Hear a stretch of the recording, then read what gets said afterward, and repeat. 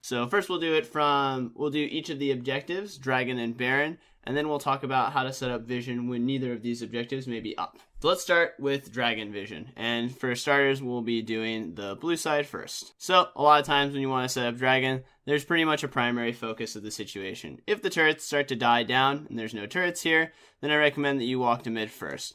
The reason for this is it gives you the easiest access to then walking down the river and getting vision down for your team. In most cases, you basically want your warding situation to be such as this. You usually want to ward over this wall. That way you can see whenever players are walking over in any way, shape, or form. If the mid laner is starting to push over and maybe wants to ward over the wall, or if anyone's coming through this corridor, you can always see them. That way you can utilize this brush and this brush to potentially shoot skill shots over there when they're coming in. I recommend that you try to get a pink both here and here. Now, if you're a support, it just depends on the amount of pressure that's going on. So, in a situation where you can push up mid extremely hard, and you don't have to worry about maybe the mid lane turret is dead, and you don't need to worry about the mid laner walking down and potentially walking through the river, and you're more concerned about this location right here, this pathway, then I recommend you use the pink ward right here. That way you have bush options to potentially set up people to get caught. In this situation, though, I would also recommend that you use a sweeper on whatever brush that you don't pink if your teammates aren't helping you with vision. After you have a ward right here, and hopefully it is more in the center, that way you can still see if mid laners are moving, and so you can see this corridor, I recommend getting a ward somewhere around here. Now, the main primary concern that you need to be worried about is a pink ward in this location. So in the case where you do know that there's a pink ward or are concerned about it, then I recommend moving the ward down a little bit more here. That way it's out of range of the pink, but still gives you the visibility over the wall. The other thing to be mindful of is on your third ward, it just depends on how the pressure is going. So in a situation where maybe the bot lane is constantly pushing in because you're mid lane right now, and you're concerned about them coming up the river, then I recommend using your third ward in this location. If that's not the case, then maybe after you push out mid, you get a ward more center in the mid lane, just so that you can see whether or not players like the mid laner or any of the other players are trying to cut down through this location. After that, you should be pretty set up to see all of the corridors for Baron in that situation. And that's going to be how we do it on blue side. Now we're going to kind of reset everything right now, and we'll go over to the example of being on the red side. So in this situation, same scenario as before, but this one's actually a bit more tricky because you need to get mid pushed out.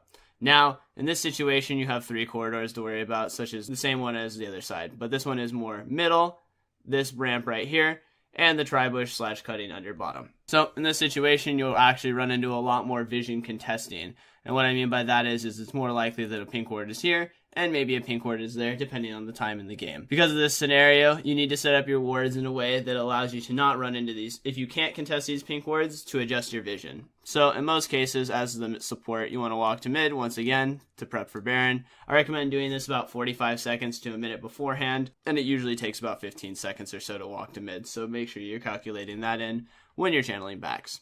So a lot of times the best way to go about it is just pink ward as far away as possible. That way no one can stand in this location right here and shoot over and take your pink ward. That's an important part of this.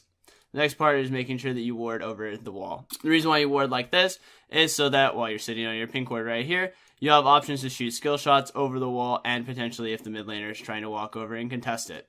This also allows you to avoid running into this pink ward right here. Next, ideally, after you've established a set of vision, you do want to walk up and potentially contest this pink ward right here, and then get a ward down in this location.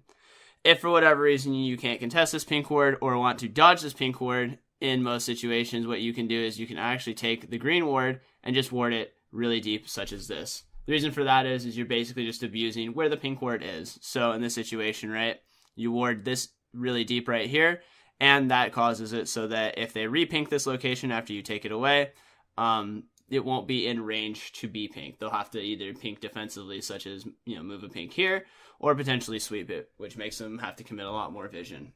Outside of that, if you're concerned about a champion possibly contesting over the wall, then your best ward is usually just right here. And the reason for that is there's usually a blast cone here, plus a lot of junglers nowadays can pop over the wall, and you want to make sure that you have as much full range of vision so that you can see whenever someone is trying to contest it over a wall. Maybe they're trying to steal it and then jump back over, or maybe abuse a blast plant, or just shoot skill shots that may try to steal it. So at that point in time, that's pretty much what you want to look at for all of the dragon situations. Next we'll tackle is the Baron vision. In most situations, you pretty much just want a centrifuge of vision. So, like before, pretty much you'll see as I'm describing all sorts of vision, you always want mid control. That way you force the mid laner to step back, which then gives you access to either side of the map. So we'll do the starting point for blue side once again. So as a support on the blue side, you want to get mid pushed out. That way you're pushing in all the way.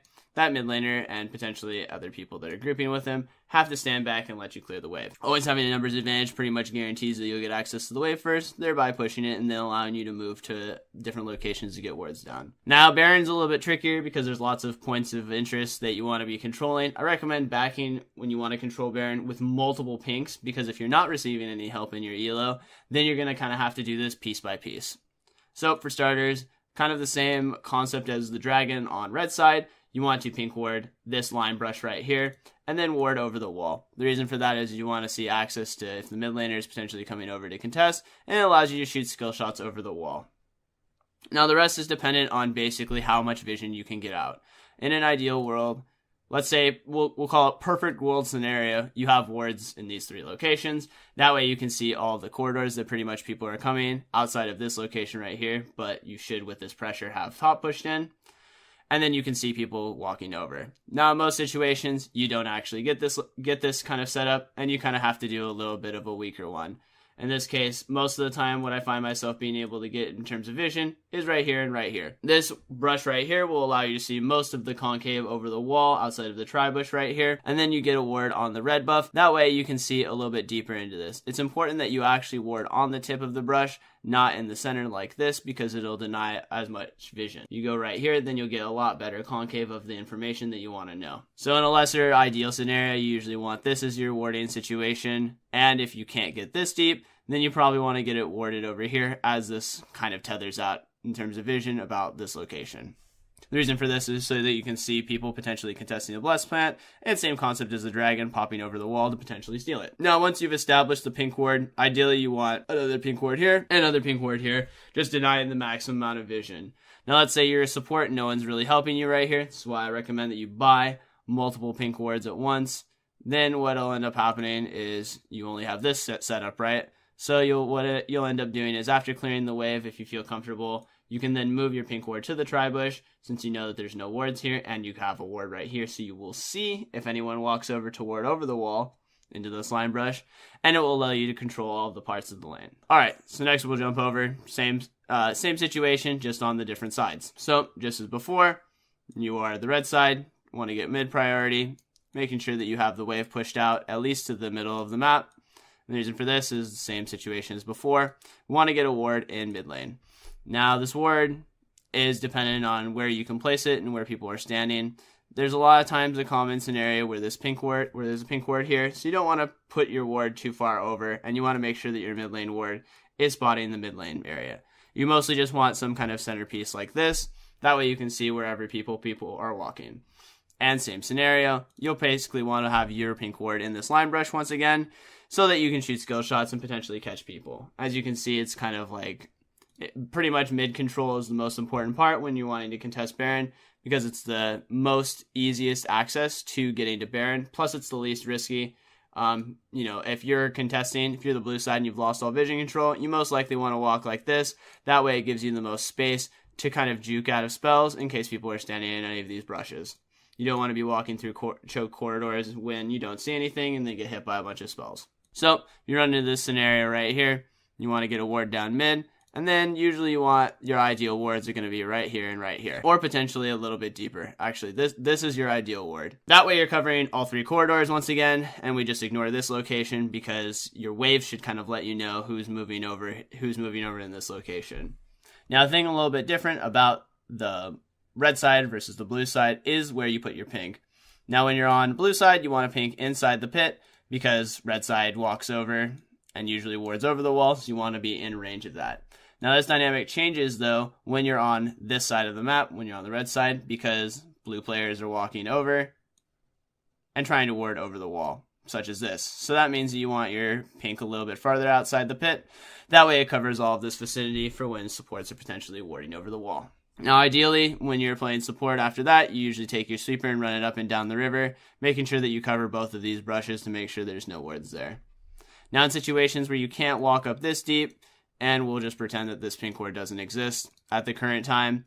What you'll end up doing is having more shallow wards. So in a case where you're just trying to get quick vision and then go pull Baron immediately so you can see people walking, usually want a green ward about here. That way you're still covering the corridor over the wall. And then usually your green ward right here will be somewhere around this location. That way you're covering all of the corridors so you can see whenever someone's coming over to contest or potentially drop wards down. Now, the final part of the game is kind of like, how do you ward when there's no neutral objectives up? So pretty much in this situation, we'll be doing the same thing where I cover what the supports want to do in each of the scenarios. So let's say, for example, the top turret is up, the bottom turret is down, and you want to play to that.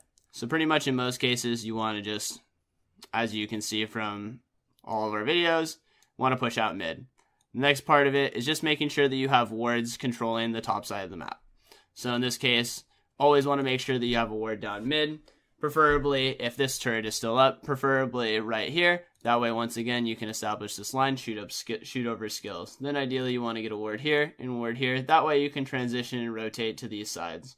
Pretty much most of the mid-game stuff for warding is just you want to have basically a line of sorts. So pretty much no matter what side you're on, red side or blue side, the most important ward is always warding the mid lane. That way you can see where people are rotating to, who's covering. Mid lane is the centerpiece of the map and allows you to rotate to both sides of the lanes, potentially for turrets. And that way you want to make sure that you always have a ward there. Then pretty much the other wards are such as, depending on whatever side you want to play to. If you want to play to bottom and your blue side, you want to ward here and ward in the jungle. That way you're covering all the 3 spots. Once again, as you can see, vision control, when you have 3 wards, is just about controlling the 3 corridors of the map that lead to either your objective or potentially cover you leading to their objective. In this case, right, you're the blue side, so you want to be able to push out mid and then rotate safely as fast as possible. These wards give you the ability to do that without getting caught as easily. Same situation, if you're on blue side and you're trying to play for top side, you ideally want wards in these 2 locations. That way, once again, you can push out mid and you can rotate. This is why the team that pushes out and moves always usually wins, because then you can ward deeper, which causes, in this case, the red side to have to walk all the way around in order to defend, which makes them slower to getting to each of the objectives, and that's how you get turrets. Same scenario pretty much on the other side. You ward for red side, you ward mid lane, and then we get wards down in the same locations pretty much as we want to control Baron, and then these 2 locations right here if we want to control the bottom side. Anyway, that's it for mid-game warding tips. Thanks for watching.